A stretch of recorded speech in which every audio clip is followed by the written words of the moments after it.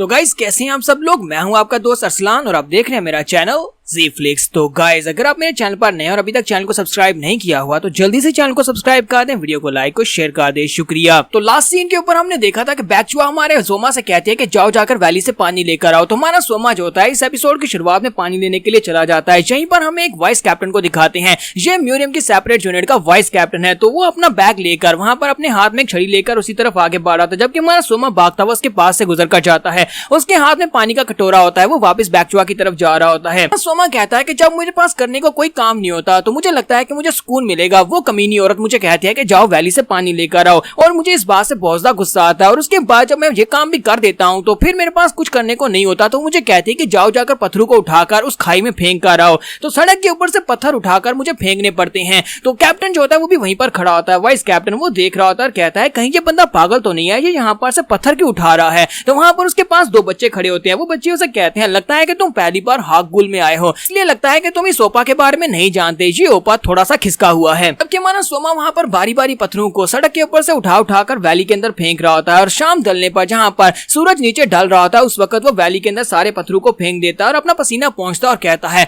शुक्र है कि मैंने जहां पर सारे का सारा काम खत्म कर दिया, लगता है कि मुझे अब आजादी मिलने वाली है। तो हमारा सोमा कहता है फाइनली काम खत्म हुआ। आज का सूरज ढलता हुआ देखकर तो मुझे काफी ज्यादा सुकून मिल रहा है, जैसे कि मुझे आजादी मिलने वाली है। अब हमारा सोमा वहां पर खड़े खड़े बहुत ज्यादा खुश हो रहा था सूरज को ढलता हुआ देखकर। इसी के साथ वो कहता है कि आज तो सिर्फ एक ही दिन हुआ है, यानी कि कॉन्ट्रैक्ट साइन किए हुए सिर्फ और सिर्फ एक दिन हुआ है। मैंने एक दिन में अपनी जिंदगी का इतना काम कर लिया है कि मुझे ऐसे लग रहा है कि सूरज ढलते हुए पूरा महीना पूरा हो गया हो। सोमा बेचारा उदास हो जाता है और कहता है कि ये क्या, एक दिन इतना ज्यादा लंबा कैसे हो सकता है। फिर साथ ही वहां पर पीछे की तरफ देखता है और कहता है बैकचुआ अब देखना मैं तुम्हारे साथ क्या करता हूँ। तुमने मेरे साथ बिल्कुल भी अच्छा नहीं किया, क्योंकि तुम एक बहुत ही अच्छे एम्प्लॉयर नहीं हो। अब मैं जाकर तुम्हारे सामने वो कॉन्ट्रैक्ट रखूंगा और तुम्हें बताऊंगा कि मैं तुम्हारा गुलाम नहीं हूँ बल्कि मैं तुम्हारा एम्प्लॉय हूँ। इसी के साथ ही हमारा सोमा जो होता है वापिस आ जाता है और जहाँ पर वो एक कहावत कहता है, वो कहता है कि अगर कोई शेर भूखा होता भी वो घास नहीं खाता बल्कि वो फिर भी मांस ही खाएगा। सोमा काफी ज्यादा गुस्से में होता है और बैकचुआ के पीछे आकर खड़ा हो जाता है। बैकचुआ कहती है तुम्हें क्या हुआ, चलो जल्दी से और बताओ तुम्हें क्या मसला है। हमारा सोमा जो काफी ज्यादा गुस्से में था वो उसके सामने नरम हो जाता है और उसे कहता है कि बैकचुआ मैंने तुम्हारे कॉन्ट्रैक्ट के ऊपर साइन किया था, इसका मतलब ये नहीं है कि मैं तुम्हारा गुलाम बन जाऊं।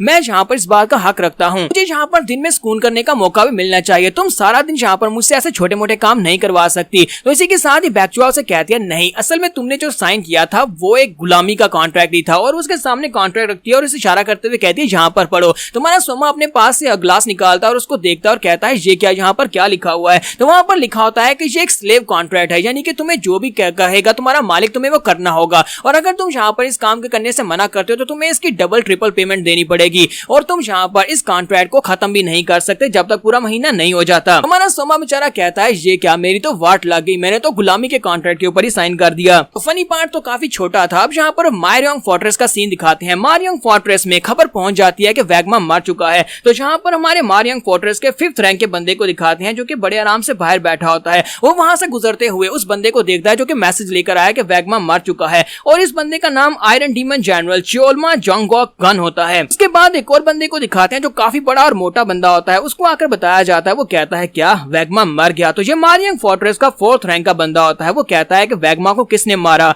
और इसको इल्यूजनिस्ट डीमन जनरल कहते हैं। तो इसका नाम वानमा सांचोंग होता है। यहीं पर मारियोंग फोर्ट्रेस की 3rd नंबर के रिप्रेजेंटेटिव को दिखाते हैं। वो कहते हैं कि मुझे तो यकीन नहीं होता कि वैगमा द डीमन मर गया, वो अपने पॉइजन की वजह से बहुत ज्यादा फेमस था। हमारा लीडर कहां पर चला गया, क्या हम लोग इतने कमजोर हैं कि हम लोग इतनी आसानी से मार रहे हैं। तो इसको the wise lady dang so Yong कहते हैं। यहीं पर हमें मारियोंग फोर्ट्रेस के 2nd रैंकर को भी दिखाते हैं। 2nd रैंकर कहता है तो मुझे लगता है कि हाकगुल में कोई मॉन्स्टर रहता है जिसने हमारे 2 रिप्रेजेंटेटिव्स को मार दिया, सॉरी 2 ने 3 रिप्रेजेंटेटिव्स को मार दिया। और इस बंदे का जो टाइटल है वो लाइटनिंग स्वर्ड है और इसको व्हाइट जोन कहते हैं। मारियोंग टेंपल का जो 1st रैंक होता है, 1st रैंक के ऊपर रिप्रेजेंटेटिव होता है जो कि इनका लॉर्ड भी है। वो उसके पास आता है मैसेंजर और उसे आकर बताता है। तो इस बंदे का नाम च्योनमा होता है। तो च्योनमा कहता है कि काफी वक्त गुजर गया है, हमने यहाँ पर म्यूरियम वालों के लिए कुछ भी मुश्किल क्रिएट नहीं की। तो लगता है कि म्यूरियम वालों की हिम्मत बहुत ज्यादा बढ़ चुकी है। इसका जो टाइटल है वो है द गोल्डन हार्न और इसका नाम च्योनमा वैंग है। तो इसी के साथ ही च्योनमा अपने मैसेंजर से कहता है कि जाओ जाकर सभी लॉर्ड्स को इस बारे में बता दो, सभी को ये मैसेज पहुंचा दो कि आज से 10 दिन के बाद हम लोग म्यूरियम के साथ वार करने के लिए रेडी हैं, हम लोग उनसे फाइट करेंगे।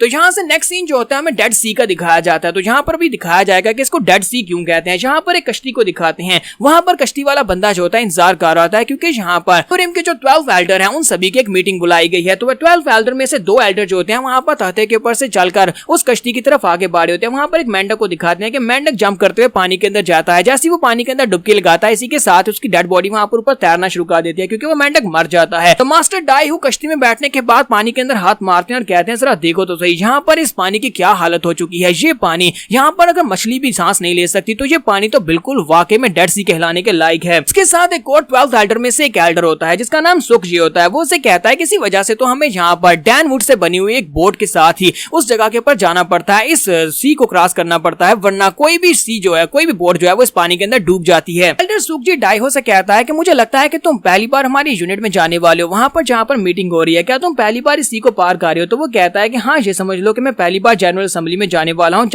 जब से ये यूनियन बनी है तब से पहली बार तो यहाँ पर ये असेंबली हो रही है। सुख जी उसे कहता है कि वैसे मैंने तुम्हारे बारे में सुना है कि तुम पहले से एक लेवल अप हो चुके हो, यानी कि तुम्हारा लेवल आगे बढ़ चुका है। तो वो उसे कहता है कि हाँ, मेरा लेवल अप हो चुका है, कहीं तुम जेलस तो नहीं हो रहे, तुम भी मेहनत करो, तुम भी आगे बढ़ जाओ। तो एल्डर सुख जी उसे कहता है क्या तुम अपने डिसाइपल बायरू से मिले हो। लास्ट टाइम मैं हाकुल की तरफ गया था, जब मैं डालपो की तरफ जा रहा था तो वहां पर वो मुझे मिला था। डाई उसे कहते हैं कि नहीं, मैं 1 महीने पहले वहां पर से नहीं गुजरा, तो मैं अपने बायरू से भी नहीं मिला। तो डाई उसे कहते हैं कि वैसे तो मैंने उसे कहा था कि हमेशा केयरफुली आगे मूव करना, लेकिन मुझे नहीं पता था कि वो इतना स्ट्रॉन्ग हो चुका है कि उसने मारियोंग टेम्पल के 6 रैंक करके द वैगमा द डीमन को मार दिया है। तो सुख जी उसे कहता है कि अब जबकि मारियोंग टेम्पल के 3 रिप्रेजेंटेटिव्स मर चुके हैं तो मुझे लगता है कि वो अपने असली कलर जरूर दिखाएंगे, और मुझे लगता है कि बहुत ही जल्दी वो म्यूरियम के ऊपर अटैक करने के लिए जरूर आएंगे। मास्टर डाइहो से कहते हैं कि हम लोग उन सभी लोगों को अंडर एस्टिमेट बिल्कुल भी नहीं कर सकते, क्योंकि उनकी पावर्स पिछले कई सालों में बहुत ज्यादा बड़ी हैं। तुम्हें याद है आज से 10 साल पहले उस कमीने व्हाइट हॉर्न यानी कि चोनमा ने नॉर्दर्न हिमालय मार्शल एम्परर को मार डाला था, और उसे मारने के बाद उसने मारियोंग फोर्ट्रेस के ऊपर कब्जा कर लिया था। तब से उसने मारियोंग फोर्ट्रेस के ऊपर कब्जा किया, तब से उसकी ख्वाहिशें बढ़ती जा रही हैं। वो आसपास के इलाकों के ऊपर अटैक करता रहता है, और अब मुझे लगता है कि वो म्यूरियम के ऊपर भी कब्जा करना चाहता है। इसके साथ ही ये लोग म्यूरियम यूनियन जो कि एक टीले के ऊपर बना होता है, वहां पर एक छोटा सा घर होता है, वो लोग उसके अंदर चले जाते हैं। अंदर जाने के बाद दिखाते हैं कि वहां पर 12 कुर्सियां लगी होती हैं। 12 कुर्सियों के ऊपर सिर्फ 5 लोग ही बैठे होते हैं।